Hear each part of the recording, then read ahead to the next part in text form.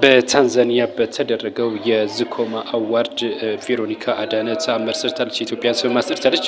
ከዚህ ጋር ተይዞ እንግዲህ በታንዛኒያ ማለት ነው ከፍተኛ በርካታ የሆኑ አርቲስቶች ተሳትፈውበታል። በዚህም እንግዲህ ቬሮኒካ አዳነ አሸንፋለች። የጥበቧ ንግስት የሆነችውና የባህል ንግስት የሆነችው ቬሮኒካ አዳነ በታንዛኒያ ማሸንፋለች። ባለፈውም በምስራቅ አፍሪካ ማሸነፏ ይታወቃል። በኢትዮጵያ የተለያዩ ሽልማቶችን መወሰዷ ይታወቃል። ቬሮኒካ አዳነ አሁን ደግሞ በታንዛኒያ በደረገችው በዚህ በተደረገው አዋርድ ላይ 2025 አዋርድ ማሸነፏ ነው የተነገረው። በርካቶችም ተገኝተውበታል በዚህ ላይ ማለት ነው።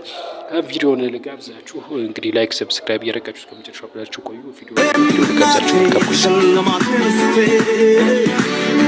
የጠላሽ አይነት ሀገሬ ስትኖሪ ነውና መኖሬ ጉዳት በደልሽ አሳይ ባይኔ የማንነት የምንጭ ክብሬ ነሽ ኢትዮጵያ ለኔ አሰማን ያንቺን ክፉ